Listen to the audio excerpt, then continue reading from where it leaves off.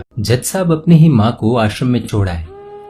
आश्रम में माँ पर नजर रख सके इसलिए उधर के चौकीदार से दोस्ती कर ली थी और कुछ पैसे दे दिए थे।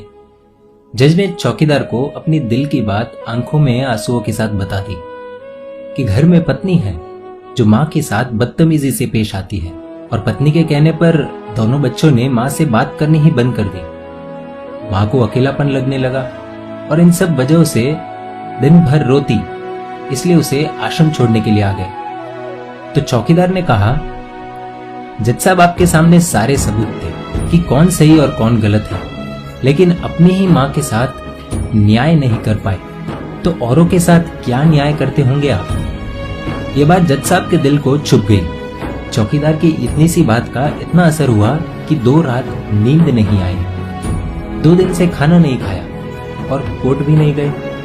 ऐसा लग रहा था जैसे एक चौकीदार ने जज साहब की दुनिया हिला दी। जज साहब अपने घर में रूम से बाहर आए। दोनों बच्चे और पत्नी खाना लेकर इसी इंतजार में खड़े हैं कि कब खाना खाएंगे। तभी जज साहब ने एक कागज पत्नी को और 2 अलग कागज अपने बच्चों के हाथ में थमा दिए।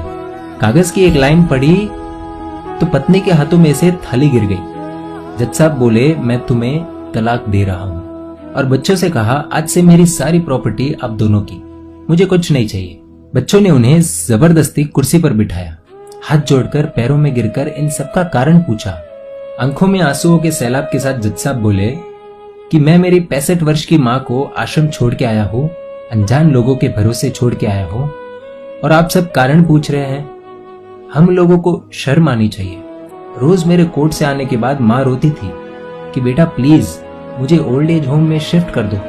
आप में से किसी ने भी माँ से सीधे मुंह बात नहीं की और ये भी भूल गए कि जिस जज को आज पूरा शहर सलाम करता है, उसी जज को बनाने में उस माँ का कितना बड़ा रोल है। कभी दूसरों के घरों में काम करने जाती तब भी मुझे अकेला न छोड़ती। ऐसी भगवान समान माँ को मैंने आश्रम में छोड़ दिया, और वो भी ऐसे लोगों के भरोसे जिन्हें ये तक नहीं पता कि माँ को क्या बीमारियां है। खुद को कोसते हुए जज साहब कहते हैं, दूसरों पर फैसले सुनाने वाला आज मैं खुद हार गया। मैं जज नहीं बल्कि गुनहगार हूँ, और मैंने जो गुनाह किया है वो शायद कानून तो माफ कर देगा, लेकिन ईश्वर के कोर्ट में वो कभी माफ नहीं होगा। ये कहते हुए जज साहब बोले कि अब मैं अपने पापों का प्रायश्चित करने जा रहा हूँ। मैंने अपना सब कुछ आप लोगों को सौंप दिया है और अब अपनी माँ के साथ आश्रम में रहूंगा और उनकी सेवा करूंगा। पत्नी से जज साहब ने कहा कि याद रखना, आज तुमने उस माँ को आश्रम भिजवाया, तुम भी एक माँ हो, कल तुम्हें भी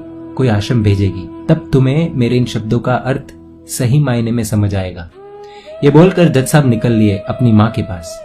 आधी रात को चौकीदार भी जज साहब को देखते हुए चौंक गया। अंदर देखा तो माँ सो रही थी।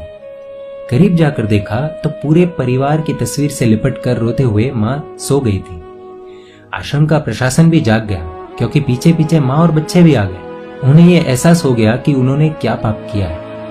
तभी आश्रम की एक कर्मचारी बोली, हम इन्हें आपको नहीं सौंप सकते, क्या पता कल आप इन्हें मार दो तो। ये सुनते ही जज साहब की पत्नी को दिल में बहुत दर्द हुआ।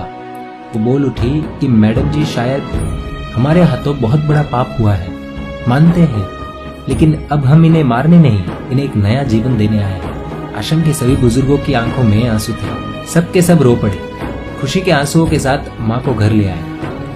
लेकिन वही आश्रम में अनेक आंखें ऐसी थी जो किसी ना किसी का इंतजार कर रही थी। दोस्तों, इस कहानी का उद्देश्य तो आप सब समझ गए होंगे, इसलिए शेयर कीजिए और हर घर तक इस कहानी को पहुंचाइए, क्योंकि माँ तो माँ होती है। सब होगा तुम्हारे पास पर सुकून नहीं होगा। सुकून सिर्फ माँ के आंचल में होता है, और उस आंचल को बिखरने मत देना।